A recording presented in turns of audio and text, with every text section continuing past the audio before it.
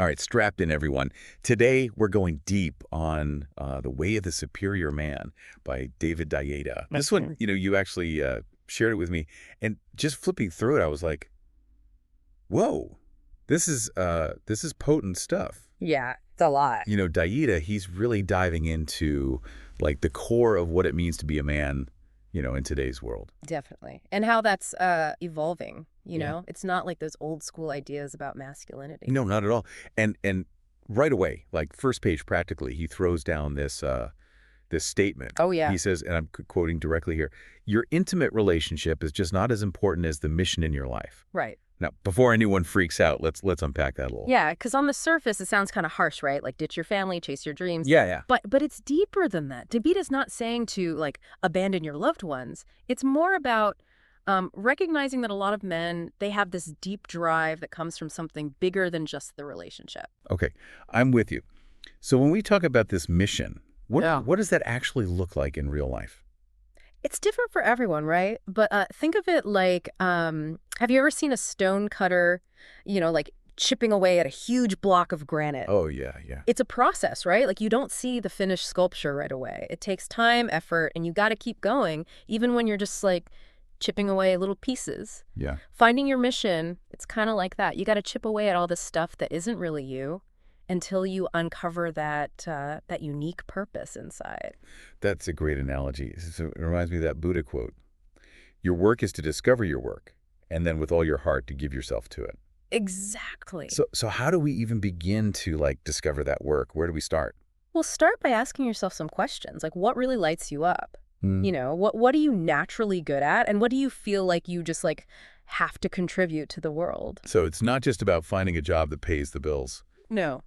It's bigger than that. It's about finding that thing that makes you feel truly alive. Makes sense. But what about all the, the real life stuff that gets in the way? Like time, money, family obligations. Right. Those feel like pretty legitimate roadblocks sometimes. I hear you, Phil. And it's easy to get caught up in those things. Yeah. Deida, though, he calls those excuses. You know, he says, and I'm quoting here, limited money and family obligations have never stopped a man who really wanted to do something. Yeah, okay, I see his point. It's a challenge, right, to look at those things and say, are these actually stopping me, or am I just using them as reasons not to go after what I really want? Yeah, that's a good question. Yeah. And it kind of ties into another big theme he keeps coming back to. Authenticity. Oh, absolutely. Being who you truly are, no apologies. And that takes courage, because owning your choices, it means owning the consequences too. You're not kidding. Deida has this really powerful line about that. Yeah. He says, my deepest wisdom is leading me to this decision. If I am wrong, I will learn from it, and my wisdom will have deepened. I like that. It's about trusting your gut. Yeah. Right? Even if you mess up along the way. Totally. And it makes you wonder, am I playing it safe? Or am I actually taking risks based on what I truly believe in? It's a good question to ask yourself. Yeah. And it's not just about our own individual growth either, right? No, not at all. Like, dude has got some pretty strong opinions about the people we surround ourselves with, too. He does. He talks about the importance of having good friends who challenge you to grow. Yeah, the kind of friends who don't let you settle. Exactly. They push you to be better, to face your fears. It makes you look at your own friends and say, are these people helping me level up, or are they, kind of keeping me stuck where I am? That's a tough question. It is, but it's an important one. Absolutely. Because sometimes, growth means letting go of things that aren't serving you anymore. Right. Even if those things were important to you at one point. Deida talks about being willing to change everything in your life. Yeah. If that's what it takes to align with your purpose. Yeah. And you actually, you had a pretty powerful experience with this yourselves, right? I did. I actually sold my business, Zods, based on this very idea. Deida talks about these cycles of purpose, how we sometimes hold on to things that have, like, run their course. Wow. It was hard letting go, but reading Deida, it helped me see it differently. Like, it was time for something new. Yeah. That's a big decision. Yeah. Must have taken a lot of courage. It did. Yeah. But it also created space for new things to come in. That's really inspiring. Yeah. Makes me think about what I might be holding on to that it's time to release. It's a good question for everyone listening too, right? Totally. What are you holding on to that maybe it's time to let go of? Yeah. And it ties into this other thing Deida talks about, giving back. Oh, yeah. contributing to something larger than yourself. He believes in that. So it's not just about, like, chasing your own goals. It's Yeah. about making a difference. It's about shifting that focus, from what's in it for me to how can I contribute? Yeah. And that applies to relationships too. Oh, for sure. Yeah. Which brings us to how Deida views intimacy. He describes it as, and I'm reading this verbatim, the passionate transmission of love, the rejuvenative healing of sexual energy, and the cultivation of heart through your mutual commitment to spiritual awakening. Wow. That's a pretty high bar. It is, but it's also like really inspiring, right? It is. It's like, whoa, intimacy can be all of that. It can be. And, Deida really emphasizes that your emotional state, it plays a huge role in how fulfilling your sex life is. So you're saying, like, if you're feeling good about yourself, living in alignment with your purpose, Yeah. that's going to translate into a better sexual experience. Absolutely. It's all connected. Interesting. And speaking of connections, Deida also talks about this idea of polarity in relationships. Yeah, that dynamic between masculine and feminine energy. Right. And he says that, everyone has both of those qualities within them, but honoring the differences can create this really, like, electric connection. For sure. And he gives some really specific advice on how to do that, like praising the qualities you want to see grow in your partner. Oh, I like It that. reminds me of that research by John Gottman, about how important appreciation is in relationships. Oh, yeah. Like, successful couples, they have way more positive interactions than negative ones. Exactly. 5-1, I think it was. Yeah, something like that. And Data's saying, like, don't just appreciate, like, praise those specific qualities you want to see blossom. That's good advice. And it's not just about praise either. It's about, like, supporting each other's growth, pushing each other to be more authentic. Right. He calls it insisting on growth, which sounds kind of intense. It does. But I think what he means is, like, you're not trying to control your partner. You're just, like, encouraging them to be the best version of themselves. Yeah, to step into their full potential. And that takes honesty, open communication, all that good stuff. For sure. And that brings us to Deida's idea of self-discipline. Oh, yeah. What's his take on that? Well, it's not about, like, white-knuckling it through things you hate. Thank goodness. Because that's exhausting. It is. He says self-discipline is about letting your highest desires guide you instead of being ruled by, like, every fleeting impulse. So it's more about alignment, like Yeah. making sure your actions are in line with what you truly value. Exactly. And it makes me think of that book, The Path of Least Resistance. Oh, yeah. By Robert Fritz. Yeah. He Yeah. says, like, when you know what you want, taking action becomes easier because you're motivated by something you actually care about. That makes sense. Okay, so we've talked about mission, authenticity, relationships, self-discipline. Where are we headed next on this deep dive? Well, from here, things get really interesting. We're going to explore Deida's concept of impeccable courage.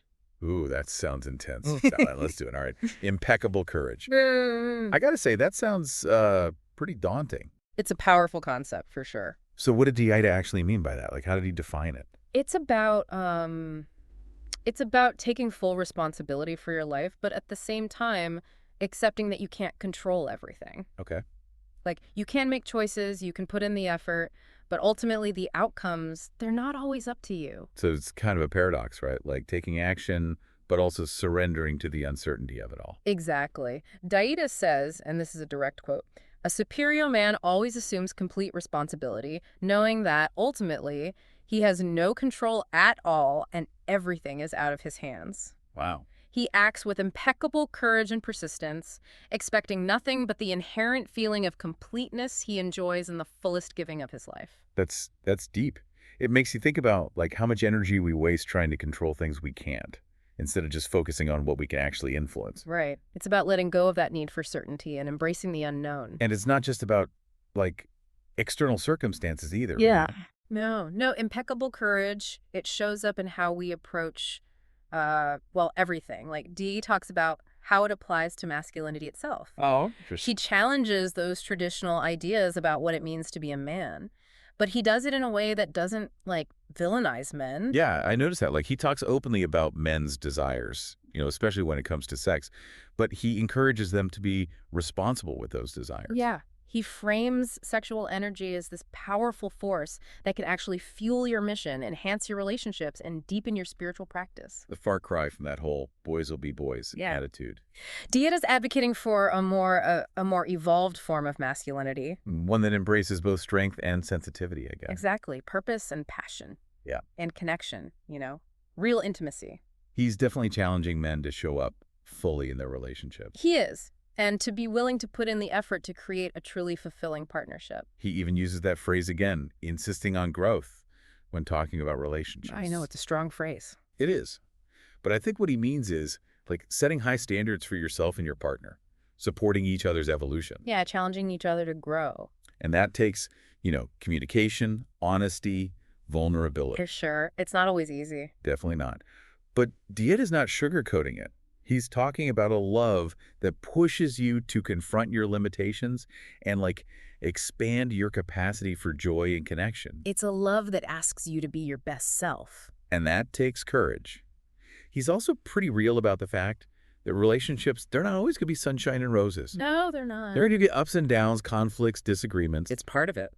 But Deida encourages us to see those challenges as opportunities for growth, not reasons to bail. Yeah, to work through them together and come out stronger on the other side. And he talks about the importance of, communication, empathy, forgiveness. Those things that help us navigate those rough patches. But he also reminds us not to take ourselves too seriously. Oh, yeah. Like maintaining a sense of humor, it can go a long way. It can. It helps to lighten the mood, And he even suggests that a man's sense of humor can be a real asset in a relationship. It can be. It's about finding that balance, right? Between seriousness and playfulness. It's like dancing, Sometimes it's a tango, sometimes it's a waltz. I like that analogy. It's about knowing when to lead, when to follow, and when to just laugh at your missteps. And remember, relationships, they're a journey, not a destination. Exactly. It's a constant process of growth and evolution. And Deida believes that by embracing that process with courage and an open heart, we can create relationships that are truly transformative. Now, I know some of Deida's views, especially around polarity and gender roles, they've been criticized. They have. Some people argue that his ideas reinforce traditional stereotypes. And I think it's important to acknowledge that we have to be mindful of the cultural context, Definitely. What works for one couple might not work for another. Exactly. Relationships are diverse, they're fluid, and everyone has to find what feels right for them. And what feels empowering. But even if you don't agree with everything Deida says, I think there's still a lot of wisdom to be gained from his work. I agree.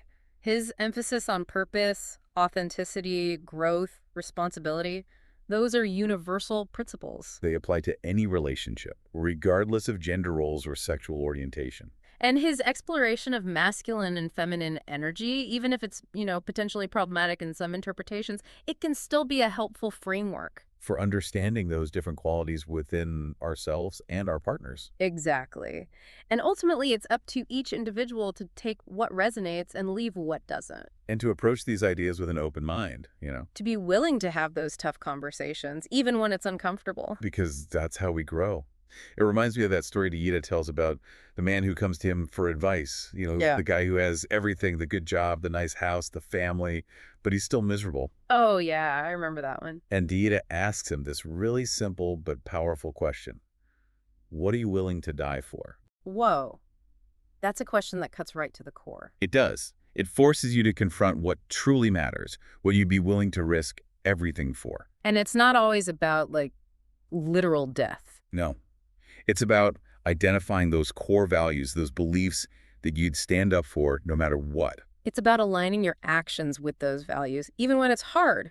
Because that's what gives life meaning, right? It is. And it doesn't have to be something grand or heroic. It could be something small, like being a good parent, a supportive friend. Or something big, like pursuing a creative dream, working for social change. The point is, it's something that resonates deeply within you and compels you to take action. It's that thing you're willing to commit to fully, even if it means facing challenges and making sacrifices. Because at the end of the day, that's where true fulfillment lies, right? I think so. In the pursuit of something that matters, something that makes a difference, something that makes you feel truly alive. I think that's a perfect place to pause for now. Yeah, we've covered a lot. We'll pick back up with the final part of our deep dive, but until then, I want you to sit with that question. What are you willing to die for? Let it simmer and see what comes up. So we left off with that pretty intense question. Yeah. What are you willing to die for? Yeah. Have you had some time to, think about that? I think it's one of those questions that really sticks with you, It does. It gets right to the heart of, well, everything we've been talking about with Deida. Yeah, all this stuff about purpose and passion and, like, really living a life that matters. It's about finding that thing, Yeah, that thing you'd risk it all for. not necessarily die, literally, but that level of commitment. Right. Like, what makes you feel so alive that nothing else matters? It's about figuring out what truly lights you up, what makes your soul sing. And then going after it with everything you've got. No holding back. Because Deida's point is when you're living in alignment with that purpose, everything else just kind of clicks into place. It does. Your relationships, your work, your sense of self, it all becomes more meaningful. You're less likely to get distracted by, all the little dramas and BS that can pull you off course. Yeah, you've got that bigger vision guiding you. And even when things get tough, which they inevitably will, You can bounce back quicker. because you know you're fighting for something that truly matters. That's what Deida's advocating for, a life of purpose, passion, and unwavering commitment. It's about stepping into your power, embracing your strengths, facing your fears. And creating a life that's truly worthy of your deepest desires. It's a challenging path, for sure. No doubt about it. But the rewards are pretty incredible. They are. And it all starts with that one question. What are you willing to die for? So simple, yet so profound. So as we wrap up this deep dive into the way of the superior man, Yeah. I want to encourage you to keep reflecting on that question Let it guide your choices, your actions, your relationships. and see where it leads you. Remember, the journey is the destination. And the pursuit of your purpose, that's what makes life worth living. Beautifully said. I think that's a great place to leave it. Yeah, I agree. We've covered a lot of ground today, We have. exploring Deida's ideas about purpose, relationships, masculinity, and creating a life filled with passion and meaning. Challenging stuff. It is. Yeah. But hopefully it's inspired you to, step into your power and create a life that's truly authentic and fulfilling. To become the best version of yourself. But remember, this is just the beginning. The real work starts now. Keep exploring, keep growing, and keep asking yourself that question. What are you willing to die for? Yeah, don't let that question go. And until next time, may your life be filled with purpose and passion.